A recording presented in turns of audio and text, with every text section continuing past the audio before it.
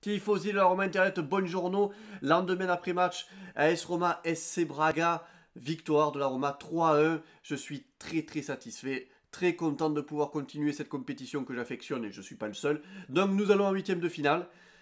Et c'est chose faite. C'est vraiment très important d'avoir pu se qualifier. Sinon ça aurait été pour ma part un petit peu une catastrophe et décevant vis-à-vis également du reste de la saison, d'avoir fait un match nul le week-end dernier contre Benevento. Voilà, donc du coup, la qualification hier, on l'a prise et on verra bien à 13 h sur qui on tombe pour les huitièmes de finale. Le match intéressant dans l'ensemble, des problèmes tactiques, Fonseca a su les gérer. C'est vrai que tout au long de la semaine, on se posait des questions. Et qui on va mettre en défense, comment on va jouer. Finalement, il a trouvé sa solution.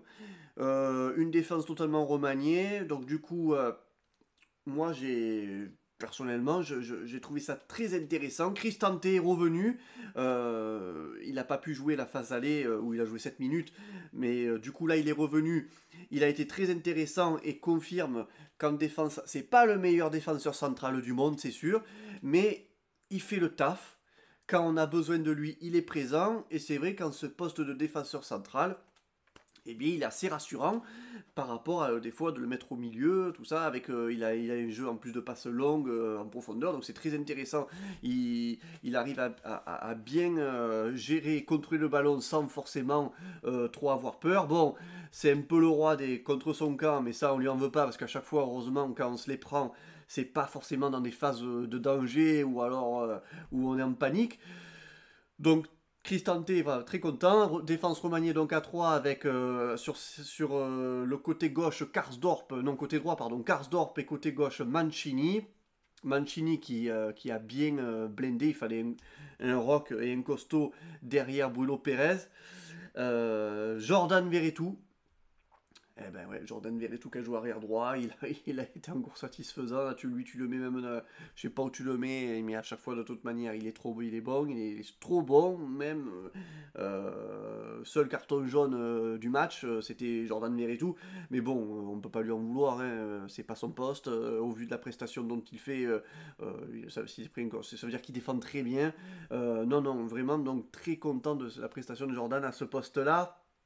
Pour Lopez, rien à dire. Mais d'ailleurs, enfin, je vais peut-être en profiter pour également peut-être donner les notes et puis parler des joueurs, donc éventuellement. Fonseca, donc voilà, 6-5 Fonseca sur le site de Il Romanista. 6-5 pour Fonseca, donc du coup, il a éliminé son ancienne équipe. Malgré l'urgence de trouver des solutions, il y est arrivé. 6-5 pour Lopez. Voilà, quelques parades. Ça a commencé à se chauffer vers la première demi-heure. Deuxième mi-temps. Des tentatives portugaises. Bon, il se prend le contre son camp de Cristante, mais bon, on lui en veut pas. C'est pas. Voilà, c'est. Karsdorp. Donc, du coup, Karsdorp qui joue en centrale, et bien, du coup, qui fait le taf.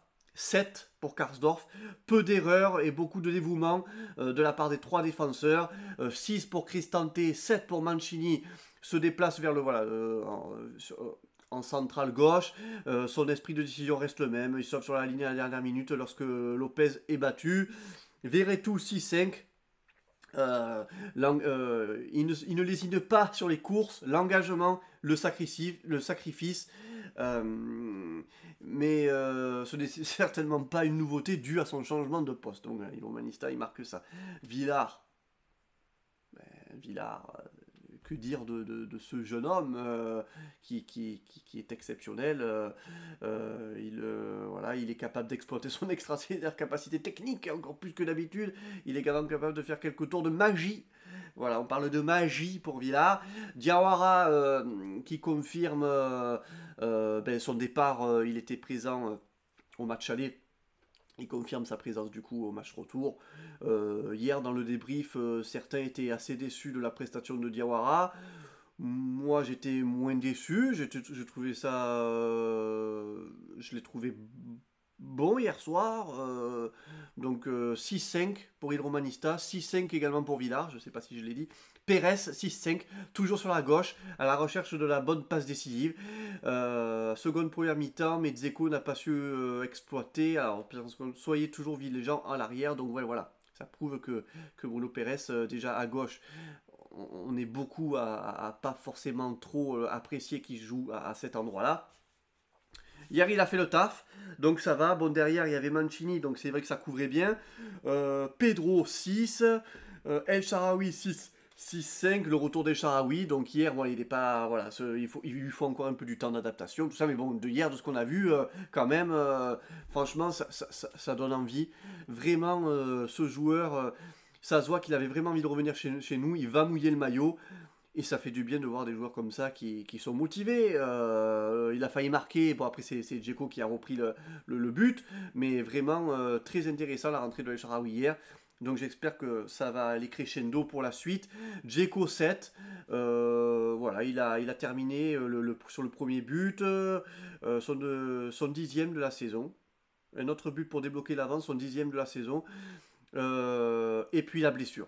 La blessure, donc espérons que ce soit pas grave, pas sûr de le voir du coup dimanche. Donc j'espère un rapide rétablissement de Dzeko. Moi je m'attendais à voir Mayoral hier soir. Et puis Dzeko face au Milan. Du coup mais bon apparemment il en est. C'est, la hiérarchie est en train de s'inverser. Hein, comme le disait Davy hier, Fonseca est en train de montrer ben, peut-être que Dzeko il est pas, il n'a pas le totem d'immunité. Donc maintenant Mayoral, voilà, il prouve qu'il a sa place. Et ça fait du bien d'avoir un remplaçant comme ça. Pellegrini 6, il remplace Villar. En début de deuxième période, il a risqué une pénalité. Voilà, par contre ça, je pense que c'est le penalty sur le match. Ça me reste je crois que c'est ça qui me reste le plus en travers. J'ai pas compris.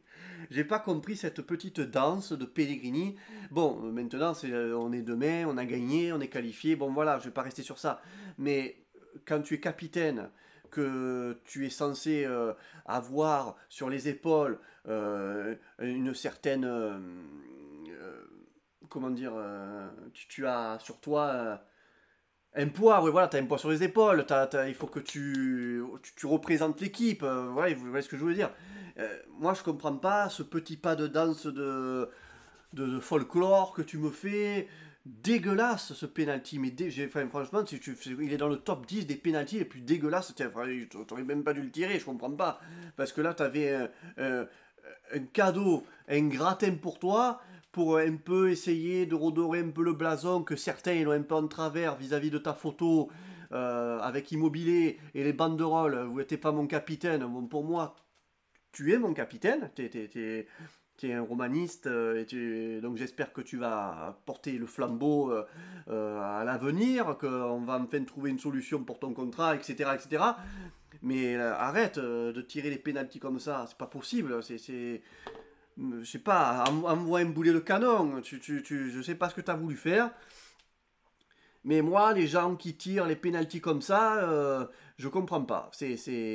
Alors, je veux bien que tu tires si tu as 10-0, allez, tu tires un petit pénalty, tu te fais plaisir, tu vois, ok, d'accord. Mais enfin, moi, je comprends pas les gens qui s'amusent à vouloir tirer les pénaltys. Si t'es Zidane, à la limite, je peux comprendre. Mais t'es pas Zidane. Envoie un boulet de canon, mets-le ce penalty. Et voilà, donc voilà. Enfin, je vais pas rester sur ça. Je t'en veux pas, je t'aime, il y a pas de problème. Mais les pénaltys comme ça m'énerve. Voilà, je comprends pas cette invention du 20e siècle de tirer des pénaltys en dansant. Pérez, Carles Pérez, lui aussi, il a fait une très bonne rentrée. Il y a encore 2 jours, on l'a envoyé à Patchouli, je sais pas où. Et là, finalement, hier, il s'est fait encenser. Il obtient un penalty. Il met son but. Je suis très content pour lui. J'espère que c'est son déclic pour hier soir. Parce que, bon, Pérez, j'espère qu'il va pas encore retomber dans ses travers et qu'on va encore un peu le titiller. Spinazzola, il est rentré. Voilà, ça a fait le taf. Hein, donc, du coup, rien à dire sur Spinazzola. 7 pour Pérez, 6-5 pour Spinazzola et 6 pour Pellegrini si j'ai oublié. 6-5 pour Mayoral, qui a marqué aussi son but. Voilà, donc Mayoral, ça confirme bien que c'est très très intéressant. J'attends vraiment de savoir sur qui on va tomber. J'espère vraiment qu'on va aller loin dans cette compétition, je l'espère. Hier, on est dans le débrief, on a eu un petit débat, savoir les anti... bon, il était seul, de toute manière. Les anti-Europa League contre ceux qui souhaitent aller au plus loin de l'Europa League. Moi, vraiment, c'est une compétition que j'affectionne et j'aimerais vraiment la remporter, cette Europa League. Et je pense qu'on a les armes. Alors après, c'est vrai qu'il y a des équipes qui sont beaucoup plus intéressantes que nous. Je pense notamment à Manchester United. Qui d'autre éventuellement peut-être Tottenham peut-être, même s'ils sont pas bien classés cette saison, mais bon ça on ne sait jamais, hein, Tottenham, ça fait toujours peur d'affronter Tottenham. Mais bon voilà, il y a des équipes, il faudra faire très très attention, j'espère qu'on va pas tomber contre elles. Milan, éventuellement, peut-être, au moins comme ça on se débarrasse, je ne sais pas. On verra bien. En attendant, c'est à 1 heure. Et puis moi, je suis très content, voilà, en tout cas du match de hier, de la prestation des joueurs. J'ai pas, voilà, par le penalty, sinon rien d'autre. En attendant, moi, je vous souhaite une très bonne journée. J'espère que la Roma va retrouver des forces pour Milan. Là, normalement, à 11 h, ils s'entraînent. Le Milan ben, se sont qualifiés finalement de justesse en Europa League. Donc, eux aussi, ils ont joué à la même heure que nous. Ils vont être fatigués. J'espère vraiment qu'on va pouvoir retrouver, du coup, vraiment de l'énergie, que les joueurs vont pouvoir vraiment. Euh, parce que c'est vrai que ça fatigue l'Europa League. Donc, du coup, là, Milan, ça va pas être une partie de plaisir. On joue chez nous. C'est déjà un bon point. Mais voilà, c'est compliqué. C'est compliqué et on verra bien ce qu'il en est. Mais en attendant, si on pouvait gagner contre Milan, ça serait vraiment enfin une victoire contre un gros et un test rempli pour Fonseca. Sur ce, je vous souhaite une très bonne journée. Dimanche 20 h, la libre antenne, oui, bah, le pronostici de la Roma, l'avant-match présenté par le critiqueur.